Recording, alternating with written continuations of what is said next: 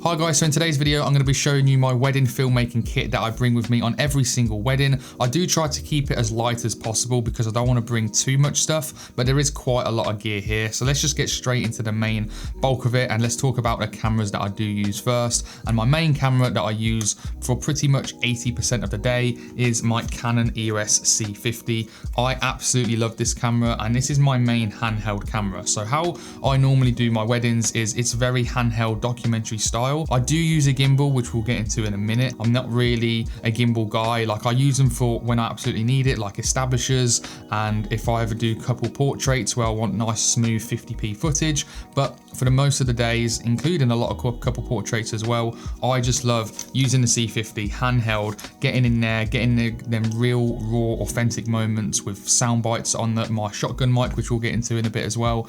And that is just my style, and the C50 is perfect for me for that because it has, strangely enough, what you might actually be shocked at, it doesn't have IBIS. I really do not like Canon's IBIS. I can't really speak on Sony or Lumix, but Canon's IBIS for video is just really bad. It gives it that weird warpy jello effect in the corners and I just don't like it at all. The C50 not having IBIS is perfect for me because it gives it that natural and authentic look, which is what I love for when I do my wedding films. The lens that I do like to pair with this, and this is crucial because there is no IBIS, it does need to have some sort of image stabilization, which is why I'm a little bit gutted that the VCM prime lenses do not have any stabilization in at all, because I would love to use them f1.4 prime lenses. My favorite lens at the minute, which I've recently got, is the Canon 28-70 f2.8. Now I would have obviously in an ideal world gone for a 24-70 because I do love 24mm look, but this 28-70, okay, you miss out on 4mm on the wide end, but it is literally near enough half the price and it is literally half the weight. Now this paired on the C50 is literally so small, so light,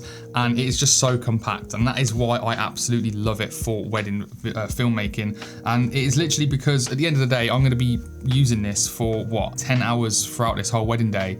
I need something that's going to be light because I do rig out this camera more than just this, which we'll get into in a sec. So having a heavier lens is just going to make that setup even heavier. It's going to hurt my back. This 28-70 is literally my favorite lens. It is an absolute dream lens for me. I love it, and the optical quality of it is so good. I'll show some examples that I did shoot on my latest wedding video a couple months ago because that was the first wedding I did shoot with this lens. A lot of the time I don't think anyone can really see the difference between this lens and the 24-70. It is that good optically, and the autofocus is great on it as well. I just absolutely love this lens, and this is just my main handheld setup throughout the whole day. I literally don't think I'll really use another lens on this camera apart from sometimes the 70-200 f2.8. Now if I really need to, or if I want to spice things up a bit and get some really nice compression shots, I will put the 70-200 on the C50, but my 70-200 is mainly my ceremony tripod camera and my main lens for the speeches as well. What I normally do, I normally have the 70-200 on the C50 for the speeches on a tripod, and the tripod that I actually do use is the Tribex SE from Small Rig. That is an amazing, really fast tripod, really secure, and it really handles this setup amazingly. And my other camera, which is actually the R6 Mark III, that is on a tripod separately on a locked off shot, mainly trying to get the reactions of the bride and groom, and obviously as a backup safety angle as well. So that's for the speeches. And then for the 70-200, this is on my R6 Mark III on the tripod at the back of the ceremony, capturing the bride and groom down the aisle. That's mainly when the 70-200 does get used. I love this lens. It used to be my favorite one, but now I've got the 28-70. That has definitely dethroned this as my favorite lens. I love the C50 because of the top handle. It's got XLR inputs, which means the mic that I'm actually filming this video with now, the Sennheiser MK600, can mount to this, and it can be phantom powered directly from the camera, so I don't have to worry about any batteries. I can get that really nice crisp audio using the XLR inputs from the top handle, and I love top handle for handheld shooting anyway, just because I like getting low shots, I like holding it up there sometimes, and it's got a record button on the top handle as well, which is absolutely amazing. And I actually mount my monitor on here, which is actually a 7-inch DesView R7 III, I think it's called, and this monitor is really good for the price. I think it was about £180, and it is pretty big because obviously it's a 7-inch monitor, but I love having a much bigger monitor rather than a small smaller one. So I've had a 5-inch one before, which is great, but a 7-inch one on the day is just so much better, and I just love using this monitor. It is quite big and quite heavy, but one thing that I love about it is that it can be powered directly through this DC in port, through a D-tap port, which goes straight into my newer V-mount battery. Now this V-mount battery is the glue that holds this whole rig together. So I normally use the USB-C to power my C50, and I use the D-tap port to power my monitor, and I can be able to power them two for pretty much 6 hours straight. And then luckily that's normally time for the wedding breakfast. So I literally just plug it in and charge it while I'm having dinner, and then I can use it for the rest of the day. It's absolutely amazing, and I actually use this newer V-mount plate as well. So I don't use any rods to mount this up to my C50. I have a quick release plate that goes straight into here, and then my V-mount battery just slips onto the end. You can tighten it up, you can move it closer to the camera. It's really low profile and it's really, really easy. And that's another reason why I love my C50. I know this video is pretty long and I'm going into a lot of detail into why I'm bringing a lot of this stuff with me, but if you are enjoying it so far, a subscribe to the channel would help me out massively. So if you are enjoying it, that would really help me out. Getting into my other camera, like I said, it's the R6 Mark III. Now I love this camera, but I actually mainly use this, like I said, as a B camera for the ceremony, where it was on my 7200 at the back of the room, and I also use it as the 28-70 for the speeches angle as well to get the bride and groom's reaction. But apart from that, I actually use DJI RS4 Mini gimbal. So I love the RS4 Mini. Again, the reason why I use the RS4 Mini is because I'm trying to keep this as light as possible. And this is the one thing that I'm not really overly keen on, and that's where I actually pair it with the 16-28. With this lens, 16-28, I know 28-35 isn't the biggest difference in the world, but I really do notice it, and I just don't think 28mm is tight enough for them nice gimbal shots. For establishers, this is an absolute amazing lens, and obviously for like real estate and vlogging and stuff like that, it's a great lens. But for weddings, as like a main angle on the gimbal, it's just not that good. So what I normally done last time, I used the 28-70 on the R6 Mark III to be able to get them shots on the gimbal, because I thought it was so nice and it was way better. Because 28mm is not the widest, but unless you're doing establishers, you don't need crazy wide, and I love a 50mm look on a gimbal. I just think a 50mm orbit shot looks so nice. Compress that background, f2.8 on a gimbal, it looks silky smooth, it looks so nice. I have actually looked recently at the new RF 20-50mm f4 lens, which is coming out alongside the R6V. That lens looks really nice, and I think that'll be an amazing gimbal lens because it's internally zoomed. 20mm I think is wide enough for establishers. 16mm is obviously better, but you can just step back a little bit further and you've got a nice 20mm really wide shot. And like I said earlier, I love a 50mm look on a gimbal, so having to be able to go to 50mm is just amazing. The only thing that it does put me off is that it is f4. I think I'd rather have that zoom versatility and not being able to change lenses all the time from the 28-70, and I can still get that nice 20mm look for establishers, than have a 2.8 16-28, because I just don't think this zoom range is versatile enough in my opinion. I do bring my 35mm f1.8, which I'm filming on now, to bring with me just in case I ever in a really dark situation, but these two cameras have a dual base ISO of 6400 anyway. Also, another thing that I did forget to say is that the Canon R6 Mark III, even though it's amazing, it has the same sensors as the C50 and it shoots 4K, it does struggle with overheating. Now, bearing in mind, the last two weddings that I did shoot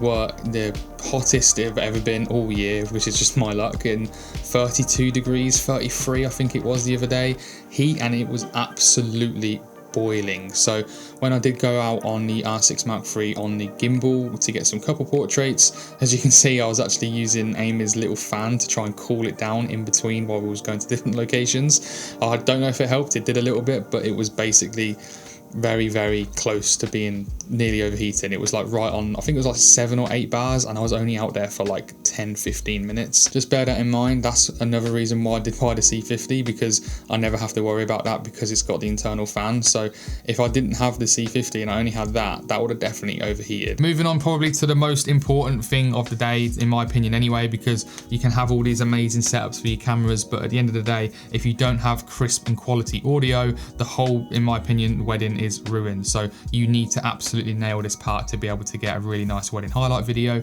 And especially if they do book the package where I offer the ceremony and the speeches in full as well, so they get 3 videos in total, you need the amazing audio to be able to hear the vows, to be able to hear the speeches. And the way I actually mic the couples up is using my Rode Wireless Pro microphones. So what I normally do is I mic up the groom for the ceremony, and I actually use that mic to get the bride's audio as well, because I don't normally always like micing up the bride because I don't want to mess up the dress, and that audio is perfectly fine anyway. What I normally do for the speeches is I mic up, for example, the best man goes first, and then I mic up the best man, and then I use the second mic and tape it to the actual microphone that they're speaking into that comes out of the speakers as a backup. And I also use that mic to capture the bride's audio if she's doing a speech, and like the maid of honor as well, for example. My main thing that why I love using these microphones to capture the ceremony and the speeches, because it has internal 32-bit float internal recording, which is a lifesaver, and it's just, you don't have to worry about audio levels. The biggest reason why I call it a lifesaver is because the last wedding I filmed a couple weeks ago, when I was actually monitoring the audio on the C50,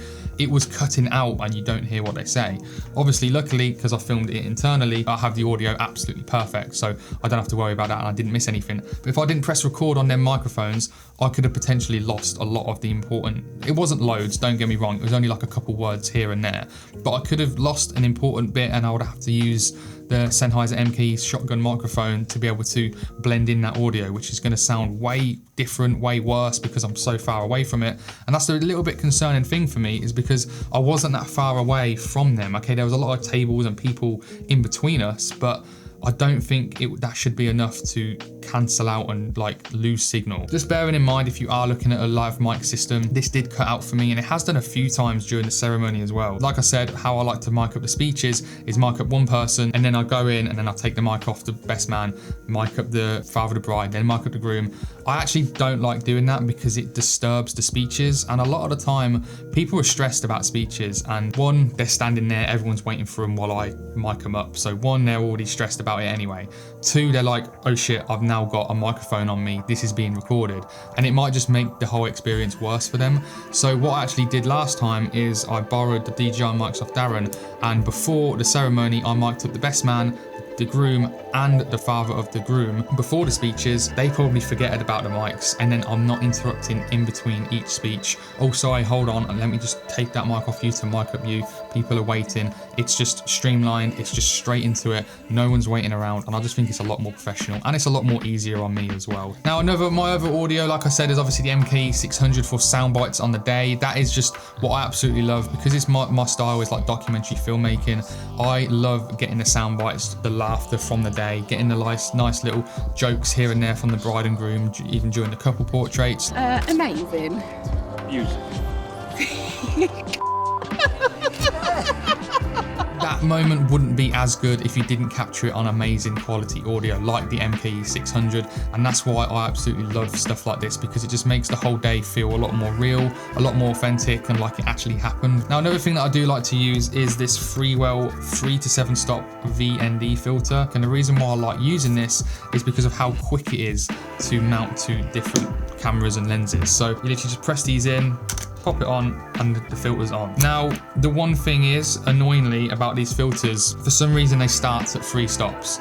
And if I'm using an f2.8 lens and I'm in shade, sometimes it's actually a little bit underexposed, and I do actually, surprisingly enough, have to up my ISO to like 1600 just to be able to get good exposure when I'm outside, which is obviously not ideal when you're using an ND filter. So that's just the one weakness I'd say with this ND filter. Apart from that, it's so quick and it's really, really nicely built, and the quality of it is amazing as well. I would recommend it for like really bright days because it goes to a 7 stop. A lot of the ND filters actually 2 to 5 stop, and sometimes I do need to go to 7 stops to be able to get perfect exposure at f2.8. That's the one thing good about that Freewell one, is that it does go to 7 stops. I just wish it was like a 2 stop minimum. Moving on to my other kind of camera, I guess, that I use, and that is my DJI Air 3S drone. Now, I use this pretty much at every wedding.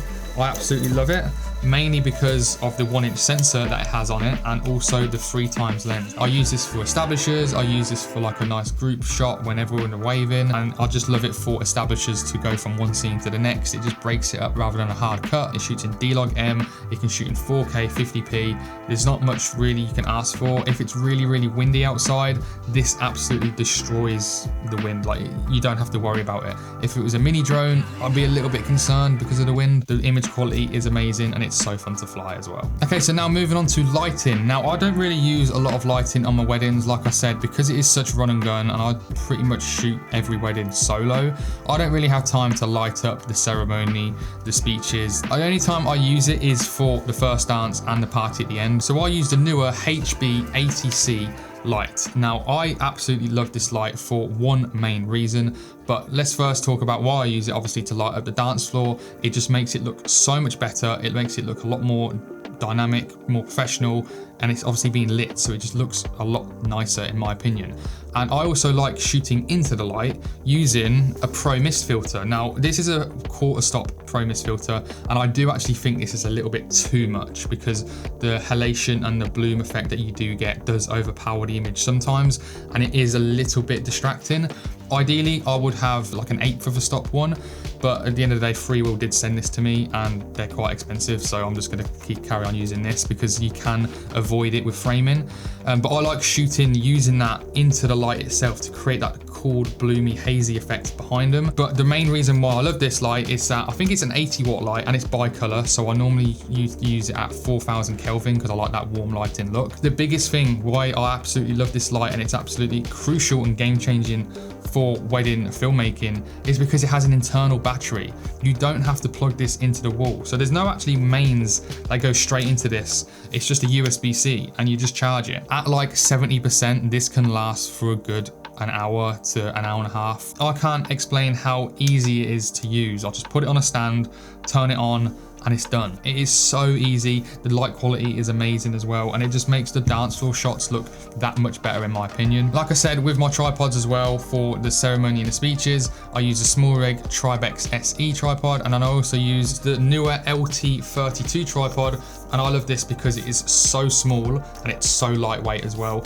and it is sturdy for how small it is. So that's pretty much all of the main bits that I do bring with me for when I film my weddings, and I may as well just go through. I'm gonna have to read them off my phone because I have got some random bits. So for example, I bring gaffer tape to tape the mic to the microphone as that backup mic that I was talking about. My battery chargers for these cameras. Another thing that I also bring is my fast USB-C charger for my V-mount when I do need to charge it during the wedding breakfast, because this definitely will die. My BTS cam is my DJI Osmo 360. So everything that you've seen on the BTS on the last couple of weddings was shot on my Osmo 360. This is amazing for BTS. Sandbags, I always bring a sandbag for my light when I'm obviously filming it on a tripod, just in case anyone knocks it over.